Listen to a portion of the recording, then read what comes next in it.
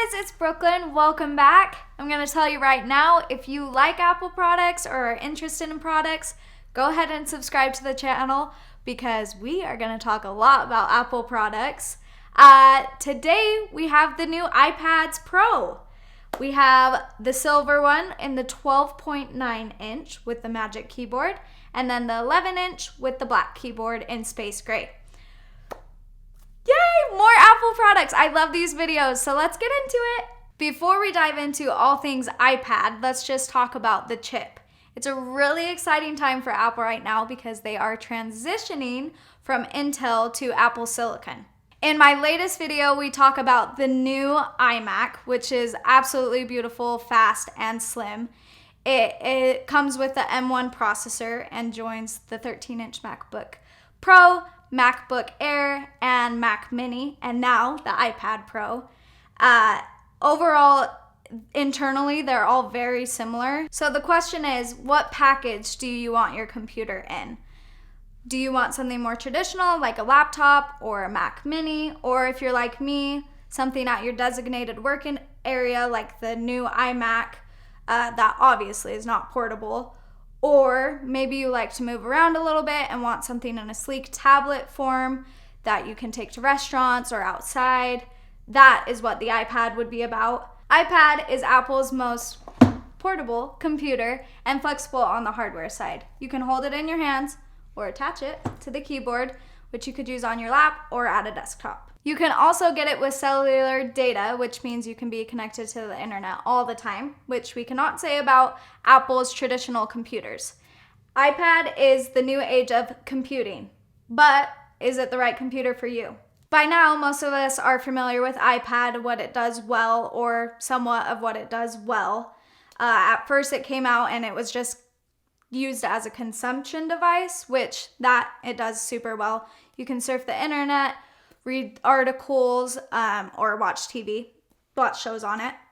But over the years, iPad went pro, so developers have made some outstanding apps to help with it. So then now you can actually create content and do work on it. I think we hear a lot of online discussions about iPad can't replace your computer or iPad can't be used for real work. That may be true for some people, but I don't know if that's necessarily true for most people now. This channel does a lot of work using iPad. Would you be surprised to know that some of our videos edited on this channel were edited 100% by iPad? Sometimes we use it as our only computer, but it definitely can be used for content work. We use iPad all the time. There's this app called LumaFusion that we use a lot to edit our videos, and it's actually really fun to use as well. Another one we use is called Ferrite, and we use that for our audio. It's an audio editing app. It produces solid, perfect podcasts as well. Most of the thumbnails on this channel, yeah, you guessed it, are edited on iPad. It actually is a lot easier to use. You guys have seen the little arrows we put on our thumbnails. It's a lot easier to do on iPad than on a computer. iPad can almost do everything that most computers can, all in this simple, easy to use, portable package. It's not just audio, video, and photo apps though. There are a lot of other type of apps that professionals use to get real work done, ranging from writing, email, Slack, TeamViewer. I mean, really, iPad can do almost everything that most people want out of their computer, and it does all this in a portable, simple to use package. Let's be fair. There are things that iPad cannot do that a computer can do.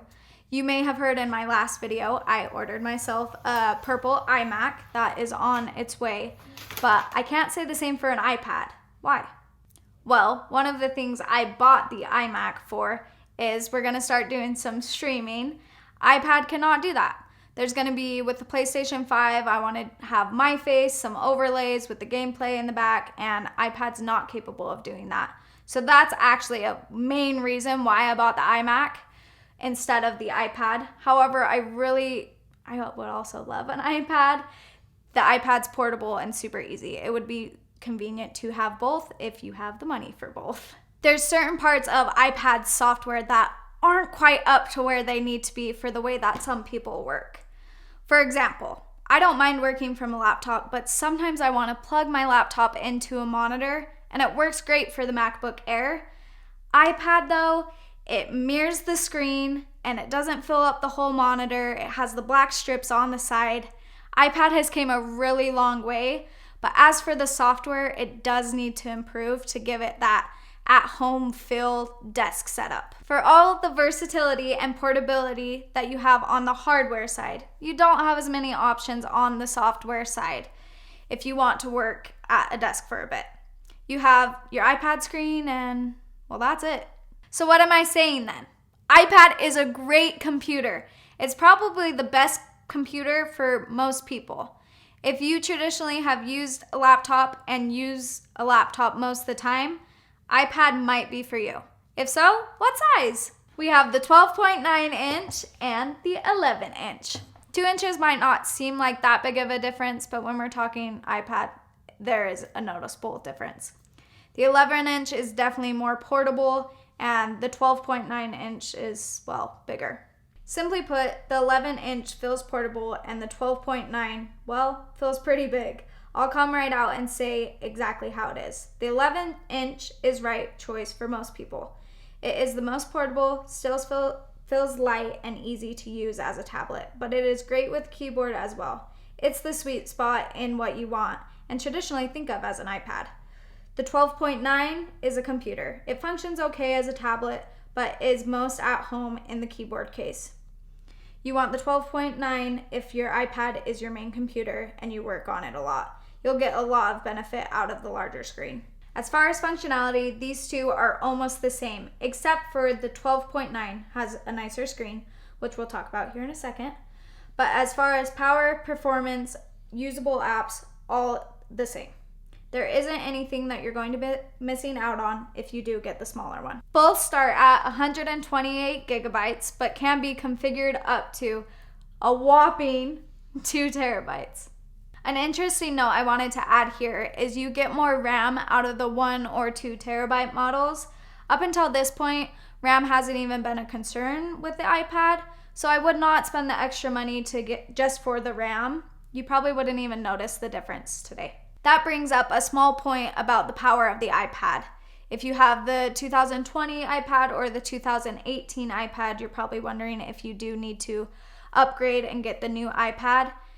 In my opinion, probably don't need to do that. You're not getting a lot more in performance than you are from this iPad than you are from those iPads.